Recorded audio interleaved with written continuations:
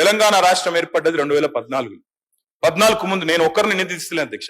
ఆనాడు ఒక వెంకటరెడ్డి గారినో లేదా ఇంకోరిని నిందించట్లేదు. కేవలం ఆనాటి పరిస్థితులు మాత్రం చెప్పే ప్రయత్నం చేస్తా ఉన్నాం. అధ్యక్ష, ఉమ్మడి రాష్ట్రంలో ఎద్దు ఏడ్చింది, తప్పకుండా వ్యవసాయము ఏడ్చింది. ఎద్దు ఏడ్చిన వ్యవసాయం బాగుండదంటారు. నిజంగా కూడా ఆనాడు చాలా దారుణమైన పరిస్థితి ఉండేది అధ్యక్ష. సాగు సంక్షోభంలో మునిగింది, అన్నదాత వెన్ను విరిగిన మాట వాస్తవం.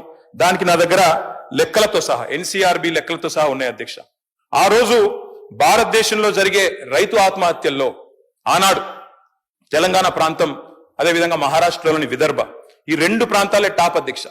తెలంగాణ ఏర్పడ్డ నాడు భారతదేశంలో రైతు ఆత్మహత్యల్లో 11.1% ఆత్మహత్యలు మన రాష్ట్రం నుంచి, ఈ ప్రాంతం నుంచి జరిగేది అధ్యక్ష. ఈ రోజు నేను గర్వంగా చెప్తా ఉన్నా అధ్యక్ష, గర్వంగా చెప్తా ఉన్నా, ఈ రోజు మేము మీకు ప్రభుత్వాన్ని అప్పజెప్పినాడు, మీరు మాకు అప్పజెప్పినాడేమో 11.1% రైతు ఆత్మహత్యల్లో తెలంగాణ వాటా. మేము మళ్ళీ తిరిగి మీకు అప్పజెప్పినాడు భారతదేశంలోనే అత్యల్పంగా 1.5%తో మీకు అప్పజెప్పినాం, రైతు ఆత్మహత్యలు తగ్గించినాం అనే మాట నేను గర్వంగా చెప్తా ఉన్నా అధ్యక్ష. దానికి కూడా ప్రామాణికం రేవంత్ రెడ్డి గారు అధ్యక్ష. ఇది ఆయన అడిగిన ప్రశ్న, ఆనాడు పార్లమెంట్ సభ్యుడిగా పార్లమెంట్ లో రేవంత్ రెడ్డి అడిగిన ప్రశ్న చదువుమంటే చదువుతా అధ్యక్ష.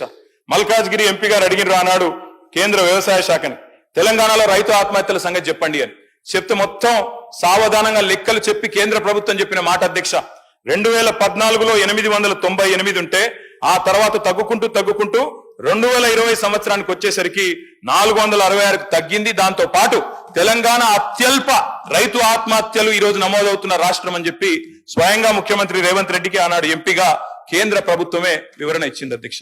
దాంతో పాటు అధ్యక్ష, ఎట్లెట్లా సాగు విస్తీర్ణం పెరిగింది, ఎట్లెట్లా రైతు ఆత్మహత్యలు తగ్గినాయి, ఆ లెక్కలు కూడా మొత్తం RBI లెక్కలు నేను గౌరవ సభ్యులకు మీ ద్వారా పంపుతాను అధ్యక్ష. దయచేసి వారికి ఇవ్వాలని చెప్పి కూడా నేను కోరుతా ఉన్నాను.